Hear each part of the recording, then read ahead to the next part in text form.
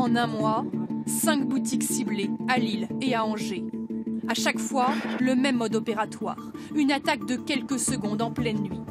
À gauche, un individu cagoulé jette des pavés sur la vitrine, pendant qu'un complice à droite tague la devanture pour laisser un message avant de s'enfuir.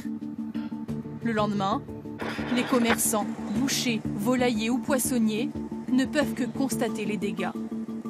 Alban Hackett en a pour 10 000 € de dommages pour les vitrines de sa poissonnerie. Une incompréhension totale. Est-ce qu'on revendique ces idées en caillassant les vitrines des commerçants? Pour moi, c'est totalement choquant. Stop au spécisme. Les slogans ne laissent planer aucun doute. Les casseurs dénoncent tous ceux qui affirment que l'espèce humaine est supérieure aux autres espèces. Ils sont donc contre toute forme d'exploitation animale.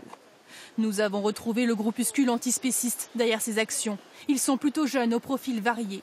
Lui affirme avoir attaqué 3 commerces depuis le début du mois. Pour l'instant, c'est une petite équipe de 5-6. Voilà. Il n'y a pas une grosse préparation à faire. On prend un pavé, on peut en la balle, et puis c'est fini. Ça reste que des vitres cassées. Ça ne se fera pas, ça tue personne. Il dit vouloir faire le plus de dégâts matériels possible pour marquer les esprits. Mais pourquoi s'attaquer à des artisans? En soi, eux n'ont rien fait. Indirectement, ils participent au massacre des animaux, c'est tout. Vous refusez la violence contre les animaux, mais vous-même, vous pratiquez la violence. En quoi ça a un sens? La violence, pas la violence. Quel que soit le prix, quels que soient les dommages. Quel que soit le prix, quels que soient les dommages collatéraux. Est-ce que vous avez conscience que c'est illégal, que vous risquez la prison? Bien sûr, on est conscient qu'on peut aller en prison de jour en main, de se faire dénoncer, de se faire attraper, voilà. Mais après, c'est les risques, qu'est-ce que vous voulez? Un mode d'action violent pour défendre la cause animale. L'idée vient d'Angleterre. Dans les années 90 et 2000, l'ALF, Animal Liberation Front, multiplie les opérations coup de poing, qui parfois dégénèrent. Incendies, agressions et même tentatives d'assassinat contre des scientifiques britanniques. Les autorités les classent comme un groupe terroriste. En France, Tiffaine Lagarde et Célian Syrinx viennent d'être condamnés à 3 mois de prison avec sursis pour des blocages d'abattoirs. Ils font partie d'une association adepte de ce type d'action coup de poing, dont ils diffusent ensuite les images sur Internet.